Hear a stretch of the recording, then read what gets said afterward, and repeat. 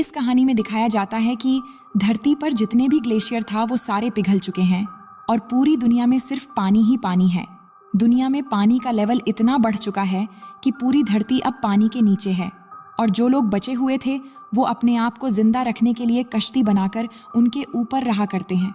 लेकिन कुछ लोगों का मानना है कि दुनिया में एक ऐसी जगह अभी भी है जहां पर सूखी जमीन बचा हुआ है, जहां जाकर वो अभी भी अपना जीवन फिर से शुरू कर सकते हैं। तो कहानी की शुरुआत में हम एक आदमी को देखते हैं जिसका नाम है मैरिनर और उसके पास एक बोट है।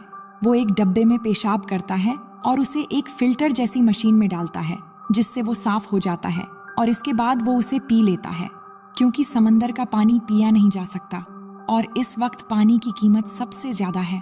अब मैरिनर को रास्ते पर बोट में एक आदमी मिलता है और वो उसे कहता है कि समुद्र का एक नियम है कि जब दो बंजारे मिलते हैं तो उन्हें अपने सामान की अदला बदली करनी होती है।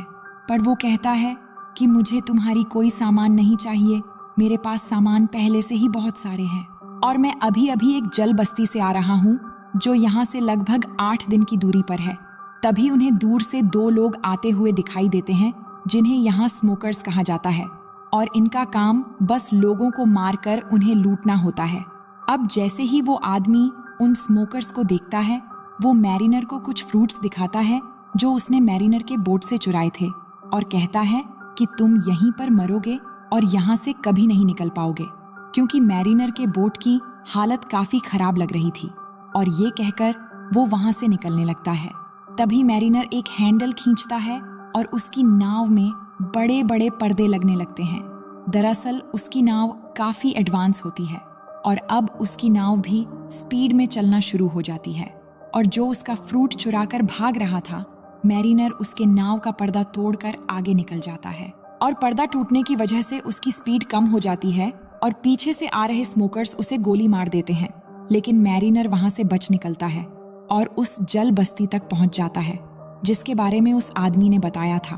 अब मैरिनर उस बस्ती के बाहर से उन्हें मिट्टी दिखाता है और मिट्टी देखकर वो लोग चौंक जाते हैं क्योंकि इस समय सूखी मिट्टी हीरे जवाहरात की तरह कीमती है, क्योंकि हर जगह पानी ही पानी है और वो उसे अपनी बस्ती में आने देते हैं। इसके बाद जब वो मैरिनर की मिट्टी को तोलते हैं तो वो लगभग 3.5 किलो होती है, जिसके बदले वो मैरिनर को 62 सिक्के देना चाहते हैं। लेकिन मैरिनर कहता है कि मुझे इसके दुगने चाहिए और वो लोग उसके दुगने दाम देने के लिए भी तैयार हो जाते हैं।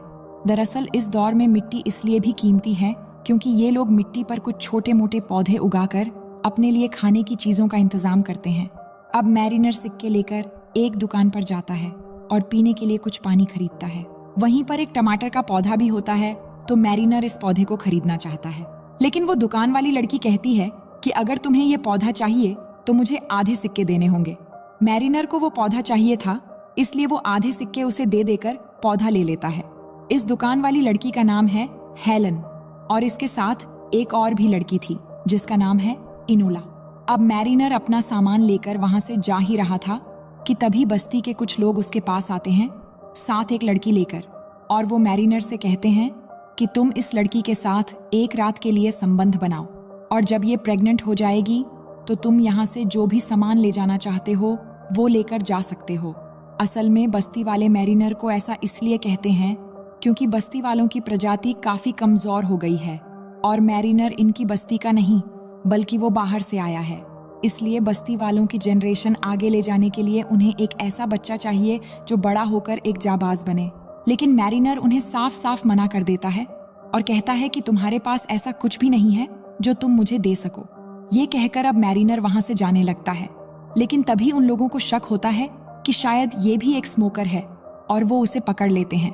और इसी दौरान वो देखते हैं कि उसके कान के पीछे गिल्स हैं, जिसे देखकर एक आदमी चिल्लाता है कि ये एक म्यूटेंट है। जिसके बाद वो उसे कैद कर लेते हैं और एक पिंजरे के अंदर बंद करके वहां पर जो कीचड़ होता है उसमें डुबाना शुरू कर देते हैं। दरअसल यहाँ पर जो भी इंसान मर जाता है वो उसे यहाँ पर डुबा देते हैं ताकि उसके मरने के बाद उसके शरीर को गलाकर खाद बनाई जा सके। लेकिन इससे पहले कि मैरिनर उसमें डूब जाता, इनकी बस्ती पर कुछ स्मोकर्स